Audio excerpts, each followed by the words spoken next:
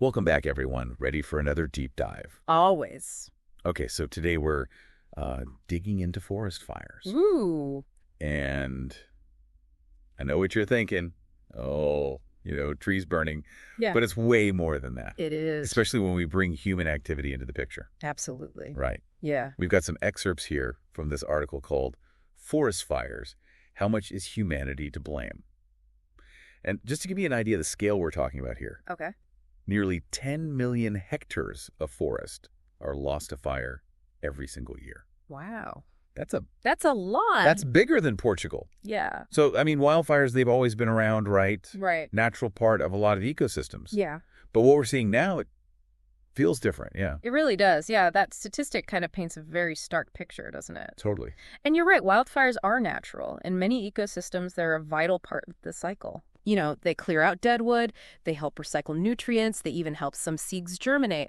But the scale and intensity we're seeing now, that's where human influence really comes into play. Okay, so let's unpack that influence a bit. The article mentions this thing called the fire triangle. Mm-hmm. I'm guessing that's a good starting point? It is, yeah. For a fire to ignite, you need three things: heat, fuel, and oxygen. Okay, the basics. The basics. These are always present in nature. Yeah. But what determines how big and how intense a fire can become is the landscape conditions. Right. And the really alarming part is that humans are directly responsible for around 85% of wildfires globally. 85%. 85%. That's huge. It kind of makes you realize how much power we have, unintentionally often, to shape these events. Yeah, it's crazy to think of. Like even small actions like, leaving a campfire smoldering or tossing a cigarette butt Oh, yeah. can spiral into these massive consequences. Absolutely. Those seemingly insignificant actions are actually the most common ignition sources for wildfires. Wow. It really underscores how our connection to the natural world means even small choices can have ripple effects. Totally. And then, of course, we've got the elephant in the room, climate change. Climate change. It's basically throwing gasoline on the fire triangle, right? So how exactly does climate change impact that triangle? Well, think about it this way. Warmer temperatures, they lead to drier vegetation. Okay. And that creates these huge expanses of highly flammable fuel. Just waiting for a spark. Just waiting for a spark. Yeah. Right. And we know that the past 8 years have been the hottest on record globally. Yeah, it's crazy. It's not a coincidence that we're seeing longer fire seasons, more frequent fires, and fires burning with much greater intensity. Oh. We're basically turning the planet into a tinderbox. Yeah, amplifying that risk exponentially. The article also mentioned something called zombie fires in the Arctic. Oh, yeah. What are those? Well, as permafrost thaws because of the rising temperatures, it releases ancient organic matter. This stuff had been trapped for centuries. Right. And this newly exposed matter, it becomes the perfect fuel for fires that can smolder underground Really? for months, even through the winter. Oh, wow. And what's unnerving is that they can reignite after seeming to be extinguished. Hence the name zombie fires. So they're like hiding out and then they pop up unexpectedly. Exactly. They're super difficult to detect and extinguish, another worrying trend that's increasing as the temperatures climb. Yeah, like a whole other layer of complexity. Exactly. But it's not just the increased risk of ignition. Climate change is also making existing fires worse. How so? Well, think about drought. Okay. Drought conditions are intensified by climate change, right? Yeah. It weakens trees, makes them much more vulnerable to pests like bark beetles, Right. and then those dead and dying trees. Yeah. Extra fuel for the wildfires. So it's this dangerous feedback loop. It's not just about starting the fires. It's about creating the perfect conditions for them to rage out of control. It's all interconnected, yeah. Totally. One thing exacerbating the other. And, the article pointed out something kind of interesting. Our attempts to suppress all fires, like historically, it's kind of backfired. It has. By putting out every little fire, we've actually allowed fuel to build up on the forest floor. Oh, I see. So when a fire does eventually occur, there's so much more to burn. Right. And it becomes much larger and more destructive. A classic example of good intentions having unintended consequences. Totally, yeah. Like we disrupted that natural cycle. Exactly. But it's not just the flames themselves we need to worry about, is it? The article dives into the hidden costs of the smoke, too. Oh, yeah. Right. Huge issue. Yeah. It's easy to just focus on the immediate, destruction. Right, the visual. Yeah, the visual impact of the fire itself. But the smoke has far-reaching consequences. We're talking massive release of carbon dioxide, about 8 billion tons annually. Seriously? Which is more than the entire European Union's emissions. Wow, that puts it in perspective. Right. And that's on top of everything else. Like all the other CO2 we're trying to reduce. Exactly. It's like our efforts to fight climate change are being undermined by these fires that climate change is fueling. A vicious cycle, really. Yeah, it's a lot. And it's not just the CO2 we also have to worry about. Wildfire smoke releases these tiny particles called PM2.5. Right, and those are the ones that get deep into our lungs. Yeah, exactly. And our bloodstream. Exactly. They can penetrate deep into our lungs and our bloodstream, causing all kinds of problems. All those respiratory cardiovascular issues, yeah. Right.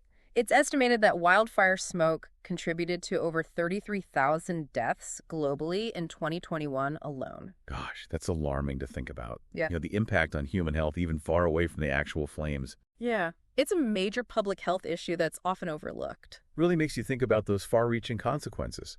So we've talked about climate change, carelessness, but there's another piece of this puzzle, right? Land use. Land use. It plays a critical role, according to this article. It absolutely does. We're seeing these dramatic changes in land use all over the world. Right. And these changes are making landscapes more susceptible to fire.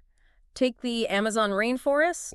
A deforestation for logging and agriculture is fragmenting the landscape, creating these drier, more fire-prone areas. So we're basically setting the stage for disaster. Pretty much. We create the conditions for these fires to ignite and spread, and then we're hit with the consequences. It's a sobering thought.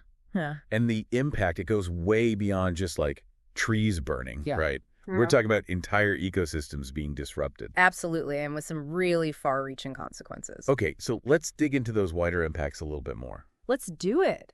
Yeah, when we talk about the impact on ecosystems, we can't just think about, trees being gone. Right. It's bigger than that. It's the whole web of life that depends on those forests, right? Right. So we're talking countless species losing their habitats. Yeah. The disruption of natural cycles. Wow. And cascading effects that we might not even fully understand yet, Right. It's like you pull a thread on a tapestry and the whole thing starts to unravel. Exactly. And, thinking about rainforests like the Amazon, it's not just biodiversity loss. Right. We're losing a major tool in the fight against climate change. Absolutely. Rainforests act like these massive carbon sinks. Okay. They absorb a huge portion of the CO2 that we release. Right. But when those forests burn, they go from absorbers to emitters. Oh, wow. They release tons of greenhouse gases back into the atmosphere. So it's like a step backwards. Yeah. It's like we take a step back when we need to be sprinting forward. Totally, yeah. Yeah. And I remember reading about this tipping point for the Amazon.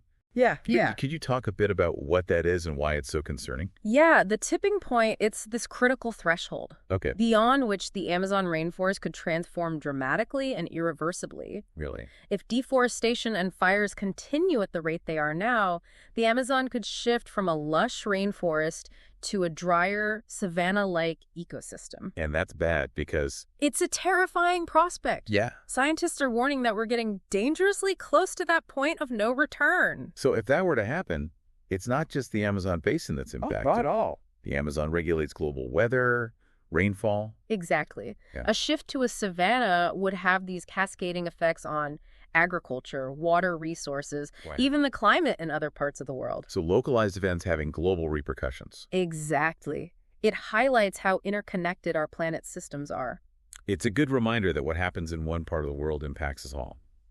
And speaking of global impacts, this article really highlights how these massive wildfires have effects far beyond just the immediate burn zone, right? Yeah, for sure. Yeah. Absolutely right.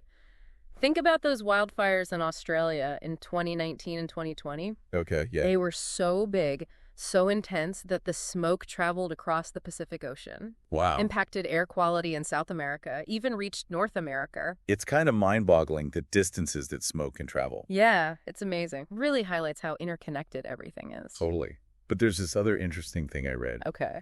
Those fires actually had this, temporary cooling effect on the planet. Right. The smoke particles reflected sunlight back into space. Oh, okay. And that led to this slight decrease in global temperatures. So these devastating fires, they helped cool the planet. Yeah, it's a bit ironic, right? It is, yeah. But it was very temporary. It's important to remember that in the long run, those fires contributed to global warming because of all that CO2 they released. Right. So short-term and long-term consequences. Exactly. It's this complex interplay of factors. We can't just look at isolated events. Exactly. We need to see the bigger picture. The bigger picture, for sure. And how everything interacts. There was this other point in the article I found super interesting. Yeah. The impact of wildfires on the oceans. Oh, right. Yeah. It's another fascinating aspect. So the ash from wildfires, it's rich in nutrients like phosphorus and nitrogen. Okay. When that ash gets washed into rivers, eventually reaches the ocean, it can trigger these harmful algal blooms. Oh, wow. These blooms can deplete the oxygen in the water. Really? Create dead zones. That's crazy. That are super harmful to marine life. So you've got these fires raging on land, but the impact is cascading into completely different ecosystems. Yeah, it's this domino effect that ripples through the entire biosphere. It really is. Yeah. And there's another connection between wildfires and the oceans. Huh?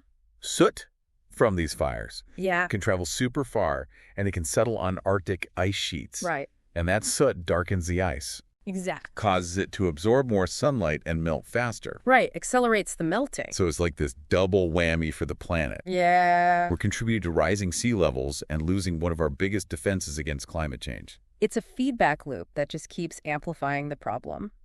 The impacts of wildfires, they go way beyond just that immediate burn zone. Yeah. They touch every corner of our planet. Yeah, it's pretty overwhelming when you think about it. It is.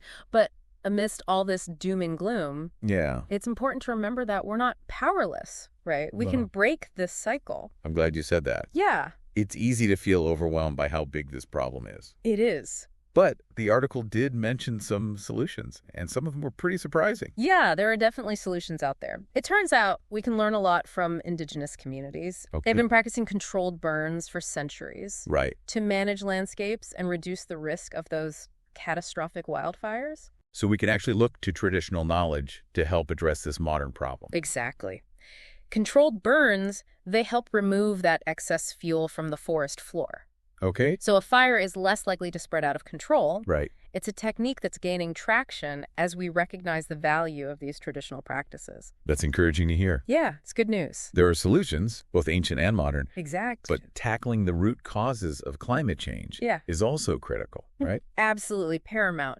Reducing those greenhouse gas emissions is essential if we want to address those rising temperatures, those drought conditions that are just fueling these increasingly destructive fires. Right. We need to transition to cleaner energy. Absolutely. Improve efficiency, adopt more sustainable practices across the board. Exactly. It's a huge task. It is, yeah. But we have to do it. It sounds like we need a multifaceted approach. For sure. Learn from the past. Yeah. Embrace innovation. Make those fundamental changes to how we live and interact with the planet. It's about recognizing that we're all connected to this issue. Totally. And our actions, big or small, can make a difference. So to bring it back to the listener, what's the most important thing for them to take away from this? I think the most important takeaway is this. Forest fires, they are a natural force. Okay. But the way they're behaving now, it's a symptom of a planet that's out of balance. Right. And that imbalance is largely due to us, to human activity. Yeah. But we have the power to restore that balance. We do. It starts with understanding how everything's connected, acknowledging our role in the problem, Exactly. and taking action to create a more sustainable future. I couldn't have said it better myself. It's been a fascinating journey into the world of forest fires. It has. Sobering, but fascinating. For sure. I think I can speak for both of us when I say we hope this deep dive has sparked a sense of urgency in our listeners, Absolutely. but also a sense of empowerment, right? Sure. We have the knowledge, We do. we have the tools, and we have the collective will to make a difference. The future of our forests and of our planet really depends on the choices we make today. It's a powerful message. We've covered a lot of ground today. We have. From the science to the global consequences, those potential solutions. Absolutely. It's clear that forest fires are a force of nature, but how they're behaving now is directly tied to us. For sure. But as you said, we're not powerless. Right. We have the knowledge, the tools, and the collective will to make a difference. So as we wrap up this exploration of forest fires, I'm left with a sense of urgency, but also a sense of hope, you know? Me too. We have a choice to make. Will we continue down this path of destruction, or will we choose to protect our forests? Right. Ensure a healthier planet for everyone? It's a question worth pondering. It is. Thank you for joining us for another deep dive. Absolutely. It's been a pleasure. We'll be back soon to explore another fascinating topic. Until then, stay curious. I mean, it's a lot, right? We've covered the fire triangle, global impacts, the Amazon tipping point. Yeah, it's a lot to process. It can feel kind of overwhelming. I get that. But remember, we talked about solutions too, right? Yeah, that's true. And even small actions, they can add up. Okay, so where do we start? What can we actually do, like on an individual level? Well, I think awareness is huge. Okay. We've all heard those tips about being careful with campfires, cigarettes. Right. But really internalizing those consequences, Yeah. It can make a difference. Every wildfire prevented is a win. I think sometimes it takes hearing those statistics, right? Yeah. To really hit home that we're not just talking about a few trees. Exactly. It's entire ecosystems. Yeah. It's global climate patterns, human lives even. It's all connected. And beyond individual actions, we can support organizations working on forest conservation, sustainable land management. Absolutely. Tackling climate change head on. Yeah, those larger scale solutions are key to addressing the root causes. Right. It's not enough to just put out the fires. Exactly. We need to prevent them from becoming so destructive in the first place. We need to change our behaviors, support those organizations, and push for systemic change. So a multi-pronged approach. Exactly. We're all connected. Our actions, big or small, make a difference. Couldn't agree more. So to wrap up, what's the key takeaway for our listeners? Forest fires, they are natural. Right. But how they're behaving now, it's a symptom of a planet that's out of whack. And we're a big part of that imbalance. We are, but we have the power to fix it. Starting with understanding the problem and taking action. Exactly. Well, this has been a fascinating journey. It has. A little bit sobering, but Literally. I think we both hope this deep dive has given our listeners a sense of urgency, but also a sense of, empowerment. Absolutely. We can do this. We have the knowledge, the tools, and the will to make a difference. The future of our forests, of our planet, it's in our hands. That's a great point to end on. Thanks for joining us for another deep dive. My pleasure. We'll be back soon with another fascinating topic. Until then, stay curious.